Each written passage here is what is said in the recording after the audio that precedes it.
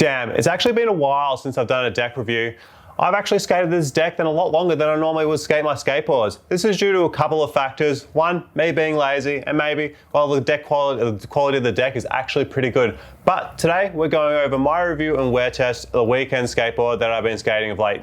Hey guys, welcome back to the channel. I hope you're well, and well, weekend. I've actually skated one in the past before. It treated me well, and I thought, why not skate another one? Mainly because, well, it was on sale, the graphics were cool, and yeah, I really enjoyed my time on it last time.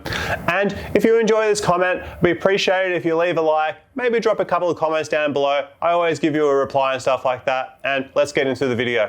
So I was skating an 8.25 with a wheelbase of 14.25 and a length of 32 inches. A really nice size for me personally. Being 6 foot tall, everything's nice and proportionate. The shape is actually a lot fuller than your usual skateboard. It's really round on the nose and tail, with the nose being quite big too. It's quite long and it's quite noticeably steeper than the tail. The tail being really mellow. It's Weekend and GX1000 really have those mellow tails that, like, for me, I do enjoy. Pair it with Thunders, you get a really early, soon snappy pop. But with time goes on by, you do get a little bit of rail detailing like that, and for me personally, I found my timing was like had to adjust my timing towards the last 2 to 3 weeks of this skating this deck. But that is also with most decks as well. I find that like towards the end of the deck that you do have to change the way you skate that little bit. The timing does change, but it normally happens a lot earlier for me personally. This thing here has really surprised me durability wise. I thought PS Stix could be a hit and a miss. I've had some good ones with PS Stix, had some bad ones, but this has really ticked some boxes for me. Yes, it is a little bit flexy, it is actually quite flexible, but this may have saved me from like actually snapping my board quite a bit, because with the theory of like Paul Schmidt, it's like it needs to have a little bit of give in the wood, because the wood's too stiff, and if you don't land on it properly, it will snap. Therefore, the little bit of more bendy, flexy wood gives you a little bit more leeway there. It can get a little bit more soggy a little bit quicker. I personally did not notice that with this deck. I did actually chip this deck or crack it straight down the middle of it a little bit. That hasn't really, like, I personally haven't felt the issue like coming of that of late, because like it hasn't affected the way it's skated. Yes, it does flex a little bit more. Maybe if I went and did a big board slide or something, it could snap. But for me, it's still going well. That crack's there, been there for about 3, going on 4 weeks now. So it hasn't really chipped majorly. I think it's got a little bit of chip around the edge there.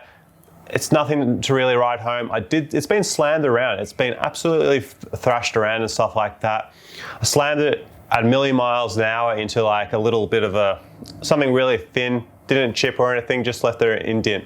So that has been really good. Skated this deck for probably 10 going on 11 weeks, and I've never bothered to change the trucks out. I started with Thunders, like I'm starting all decks with Thunders now. But after that first week, I got quite used to it. And throughout the life of the deck, I never really had the issue or inkling to go and change it to my Ventures or Indies. It has really skated quite consistently over the life of the deck for me, though towards the end, that last 2 to 3 weeks, the timing has come off, timing changes because of raise the tail.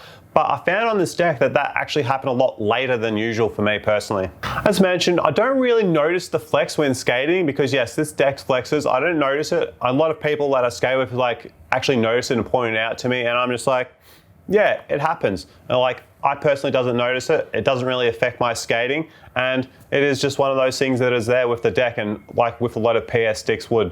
And I actually really think that maybe this saved me snapping decks, or this deck, a couple of times as well. So would I recommend you a weekend deck? And I would say yes. If you're really looking for that fuller, mellow type deck, this is one. This has got the nice round kicks, front and nose. That made no sense.